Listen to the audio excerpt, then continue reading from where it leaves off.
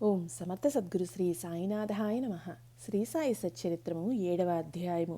అద్భుత అవతారము. సాయిబాబా వైఖరి. బాబా యోగాభ్యాసములు. దౌతి కండయోగము. బాబా సర్వాంతర్యామిత్వము. కారుణ్యము. కుష్ఠరోగ భక్తుని సేవ.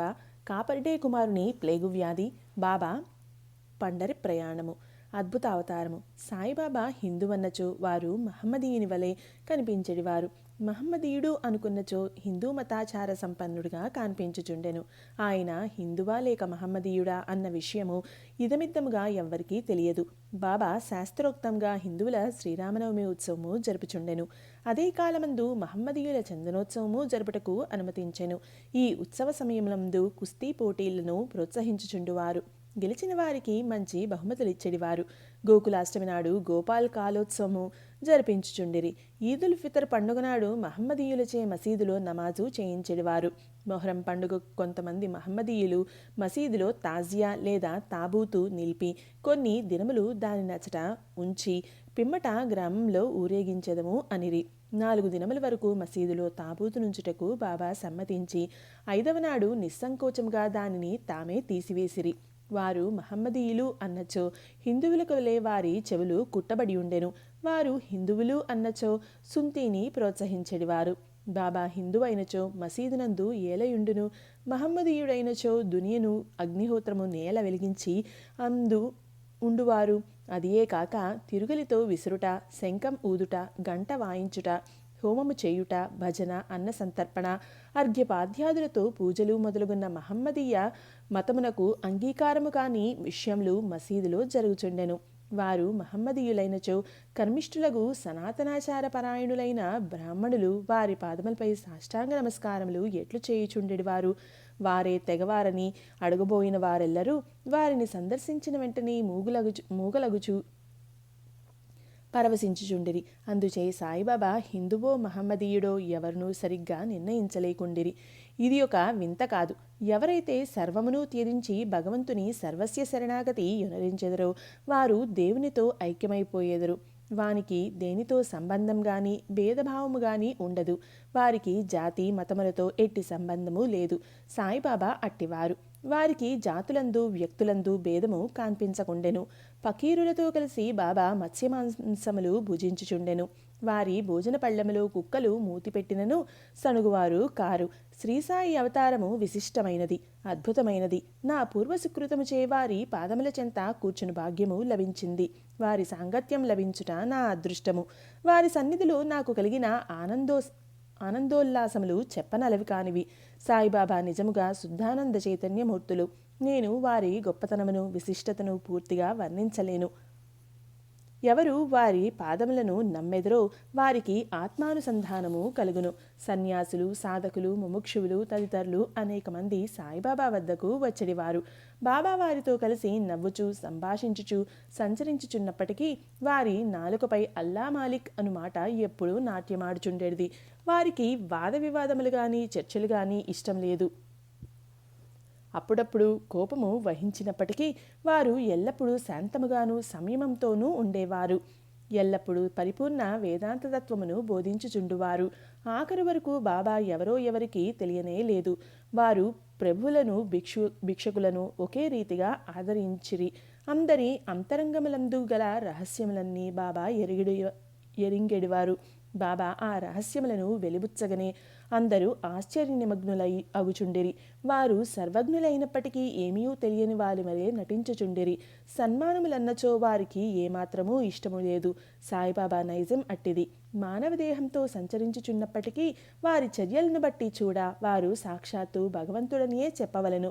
వారిని చూచిన వారందరూ వారు షిరిడీలో వెలిసిన భగవంతుడనియే అనుకొనుచుండిరి. వట్టి మూర్ఖుడనైన నేను బాబా మహిమలను ఎట్లు వర్ణించగలను? బాబా వైఖరి. షిరిడి గ్రామంలో ఉన్న శని, గణపతి, పార్వతి, శంకర, గ్రామదేవత, మారుతి మొదలగు దేవాలయాలన్నింటికీ తాత్యా పాటిల్ ద్వారా బాబా మరమ్మత్తు చేయించెను. వారి దానగుణము ఎన్నదగినది. దక్షిణ రూపంగా వసూలైన పైకమంతయు ఒక్కొక్కరికి రోజుకొక్కొంటికి 50 రూపాయలు, 20 రూపాయలు, 15 రూపాయల చొప్పున ఇచ్చవచ్చినట్లు పంచిపెట్టెడివారు. బాబాను దర్శించిన మాత్రమున ప్రజలు శుభములను పొందేవారు. రోగులు ఆరోగ్యవంతులగుచుండిరి, దుర్మార్గులు సన్మార్గులుగా మారుచుండిరి, కుష్టువారు కూడా రోగ విముక్తులు అగుచుండిరి. అనేకులకు కోరికలు నెరవేరుచుండెను. ఎటువంటి మందులు పసరులతో పని లేకుండానే గుడ్డివారికి దృష్టి వచ్చుచుండెను.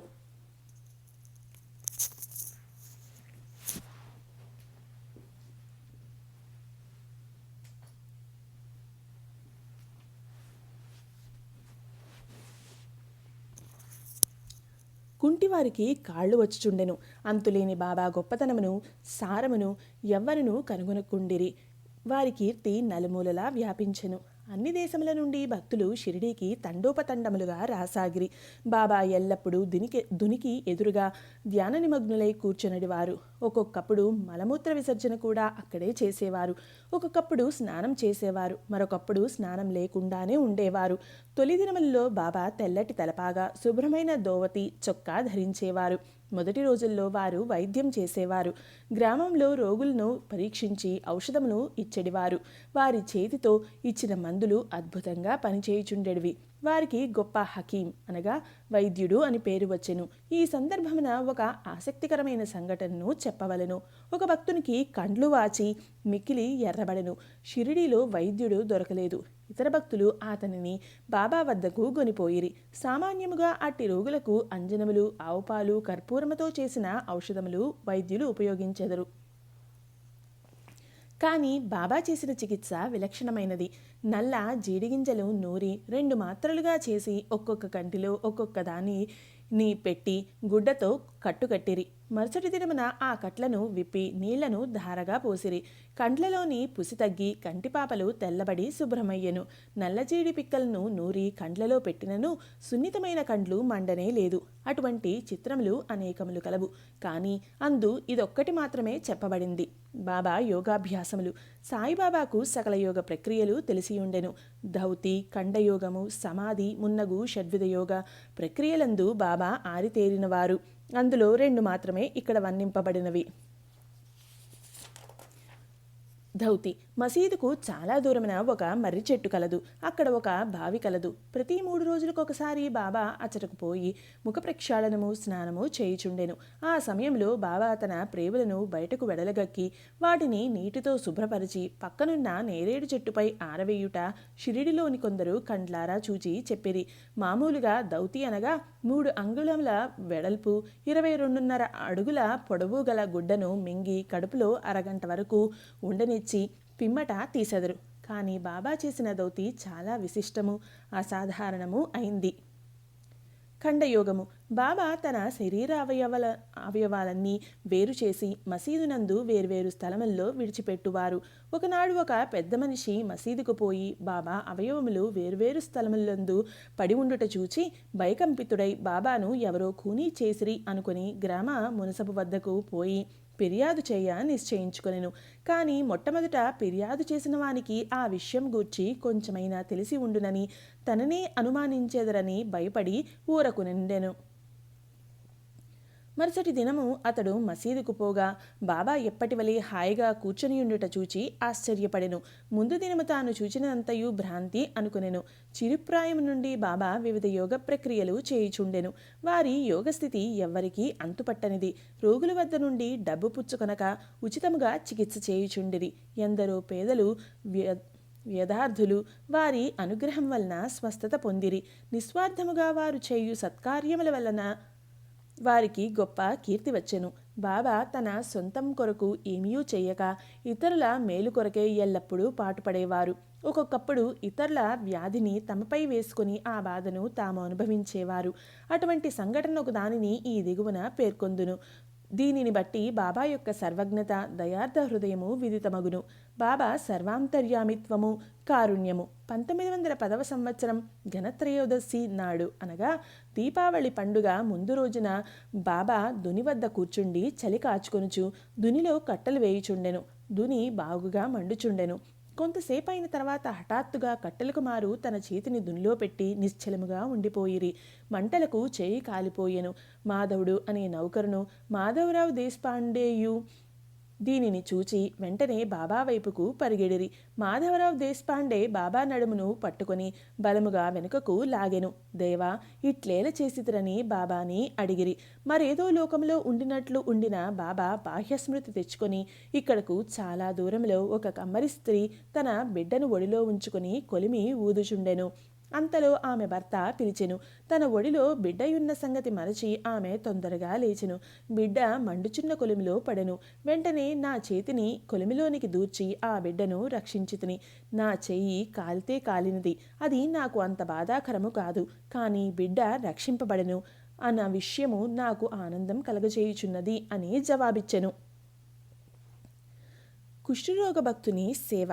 బాబా చేయి కాలినని సంగతి మాధవరావు దేశపాండే ద్వారా తెలుసుకుని నానాసాహెబ్ చాందోర్కర్ వెంటనే బొంబాయి నుండి డాక్టర్ పరమానంద్ అను ప్రఖ్యాత వైద్యుని వెంటపెట్టుకుని వైద్య సామాగ్రితో సహా హుటాహుటిన షిరిడీ చేరెను.